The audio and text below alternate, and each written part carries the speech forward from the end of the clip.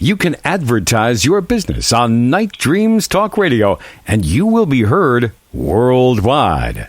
Why not contact us at nightdreamstalkradio@gmail.com. If you would like to hear Night Dreams Talk Radio on your local radio station, let them know. Tell them to check out www.nightdreamstalkradio.com, and thank you. Good evening or morning, depending on your time zone. From the Pacific to the Atlantic to you worldwide. Get yourself a cup of java and find a comfy, easy chair.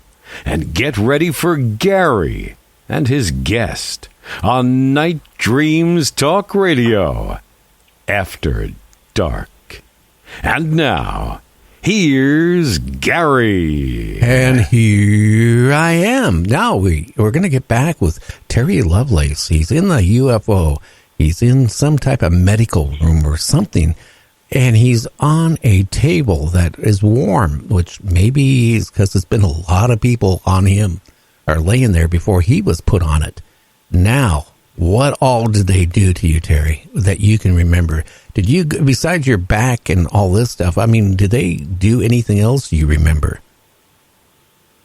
No. What I remember most was the pain. The pain at my lower spine was just, you really can't think of much else. I mean, all I could move was my eyes, and I could breathe, of course, thankfully. And, you know, I would fill my lungs with air and scream because it hurt. And I'd scream as loud as I can, and I couldn't hear anything. And, you know, it's interesting. You mentioned Stockholm Syndrome, you know, that there was a, in Stockholm, Sweden, in the 50s, there was, or maybe the early 60s, there was a bank robbery, and a bunch of people were held hostage for a while. And just like you said, they became kind of in line with their captors. Go through some kind of psychological process. They call it Stockholm Syndrome. And I'll get to that in a minute. But the thing that was working on me, the Greys were there as like helpers. But the thing that was working on me was, and I picture him in a white lab coat, and I would bet my life he didn't have a lab coat on. I refer to him as Dr. Bug, and it looked like a 7-foot-tall praying mantis.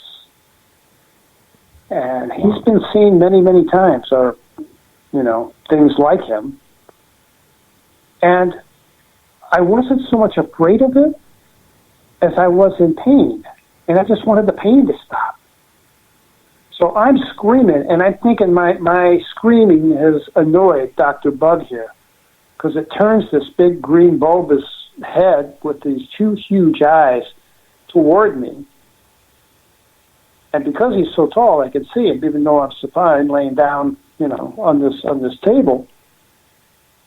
And he must have taken a step in my direction, and I could hear him in my head, telepathically. I could hear him as clear as any spoken word I've ever heard. And he said to me, "Why are you screaming? Stop screaming. You know we don't harm you. You know we take you back. Now stop screaming." And he tapped me on the head with his big green digit, his finger, if that's what it is, and I was out. Now, why couldn't they have done that before they hurt me? You know, don't they get it? But you ever think?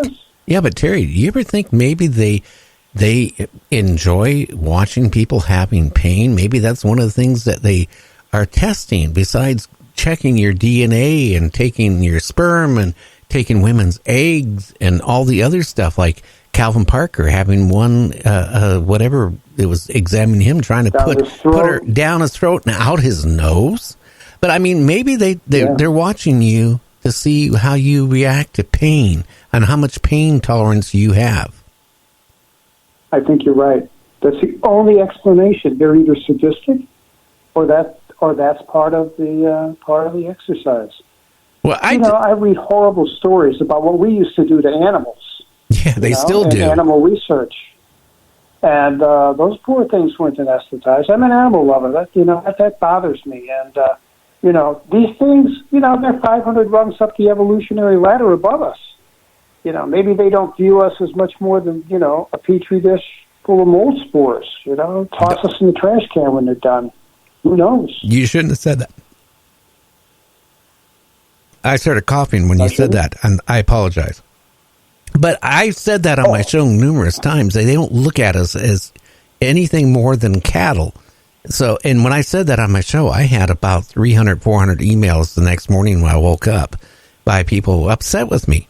But if you really think about it, they don't care about us. They don't. And you know what? You're lucky. You were returned. I'm really, I hate to say this, but there's a lot of people are not being returned. And some people are being returned deceased also. So you were very lucky, you and your buddy, that you came back alive. Seriously. I think the only reason we did was they wanted to study me for whatever reason for the rest of my life. And I think they're still studying me. I really believe that. I've had nightmares about that too. Those poor souls that were on that ship. They kicked my buddy Toby and I. They kicked us out of that thing.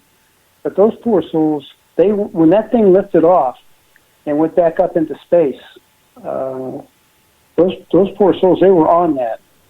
And I don't believe that they were Ubering them home. That wasn't the object of the exercise. Maybe they were taking them somewhere. Well, maybe they were going to a barbecue.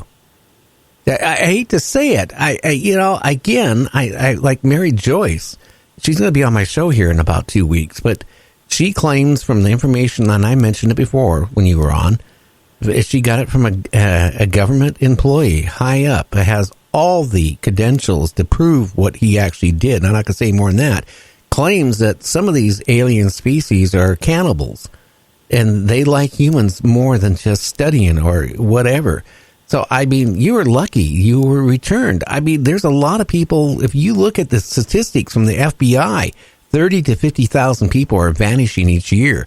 That can't happen. There's murders and people going out in the woods hunting, they get lost, fall in a pit, a mine, who knows, but not that many. And then if you look at what's happening in Canada, you look at what's happening in France, UK, Australia, a lot of cases of people vanishing, just vanishing. Why? What's happening to them? So you were lucky you were returned. Calvin Parker was lucky he was returned. Timothy Collin was lucky he was returned. But there's a lot of people I don't think are being returned. That's the issue I'd have right now. There's a lot of them. And if you don't, to the listeners out there, I want you to have an open mind. They're not giving us orbs and they're not sending us love unless they're brainwashing you. And there's not 25 million cloaked UFOs going around the earth protecting us from what? We're our worst own enemy, but they sure haven't done anything. Now, we only got a little time. You were checked out with the OSI or whatever it was. Again, after that, what happened to your military? Did that do anything to affect your military career? Anything after you were investigated, after they shot you up with truth serum, trying to pump you for information? What happened to you after that? Oh, God, yes. I should explain that. Well, their big fear, because I had a reputation. I mentioned I took I was a photographer. I took pictures. That's what I did. And they were convinced that we had pictures of this thing. And we didn't. Like I said, I left my camera at home. But Toby had a camera right in his backpack. Never crossed our mind to get it out and take a picture of this thing. But they were very concerned that we had pictures of this thing, and they wanted to make sure that we didn't. And throughout this hypnosis session and this interrogation, I steadfastly stuck to my story because it was the truth. I didn't take any pictures of it. They knew what I saw. No question they knew what I saw.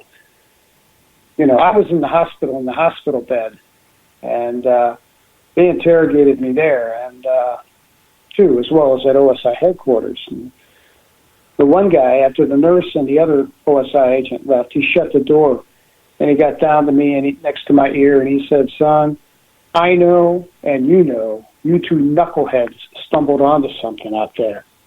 And I'll never forget this. He looked me in the eye and he says, and I think you know exactly what I mean. You know what I mean. He knew. He sure knew. And the major that interrogated me the second time, he knew too. But I before we run out of time, I want to tell the folks about the implants they found in my leg. Yeah, please do. Yeah.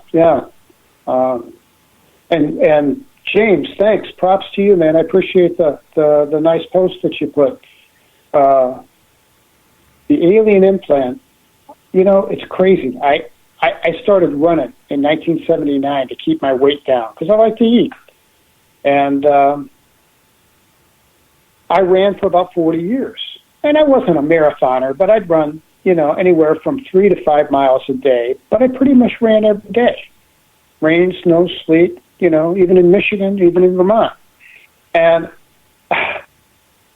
every time I would hit the 2-mile mark in my run, give or take 50 yards, there was a spot above my right knee that would go completely numb. I mean, it was about the size of a $50, and it felt like just like a dentist shot of Novocaine feels in your mouth, kind of itchy and numb. And I thought it was odd. I asked my doctor about it, and she said, you know what? If it doesn't affect your run, don't worry about it. So I didn't. For 40 years I didn't. Then one morning in 2012, I got up, October 2012, I got up and I couldn't stand, I couldn't put weight on my right knee. So I told my wife, I'm in a lot of pain. We got to go take me to the ER. And she did. She took me, I get all my medical care from the VA. And we got there and they rolled me into the x-ray room. And the x-ray technician says, Mr. Lovelace, did you get a shrapnel wound or something? Something that would account for a piece of metal in your leg with a couple wires attached to it? And I'm like, what, a radio blow up or something? No, no. I was fortunate. I never left the States. I spent all my time at Whiteman Air Force Base. And she said, well, I'm going to have the radiologist come down and take a look. And I asked her, I said, you know what, it's my x-ray, can I see? And she showed it to me, and it didn't sink in right away. But the radiologist came down, and he insisted on examining my knee. And he says, it's about the size of your fingernail with 2 wires attached, but it's buried deep in the fascia, in the tissue of my leg. And the doctor says, I want to examine your leg and find the scar. I said, well, Doc, I don't have a scar. And he says, oh, yes, you do. You have to. This thing couldn't violate the integrity of your skin and get buried that deep in the fascia of your body without there being a scar. And he was visibly disturbed. He was shook up when he could not find the scar. And I asked him, I said, hey, Doc, how often is it that you find a foreign object under the skin like this and no corresponding scar? And he said, never. He said, I've been a radiologist 23 years. I've never seen it before. So I thought, wow, because that's when it hit me. This numb spot on my leg is right over where that thing that looks like a computer chip is. And then below my knee, arranged in a floral pattern, or what looked like 6 little Tic Tacs with a dot in the middle. And he popped that up in the light box.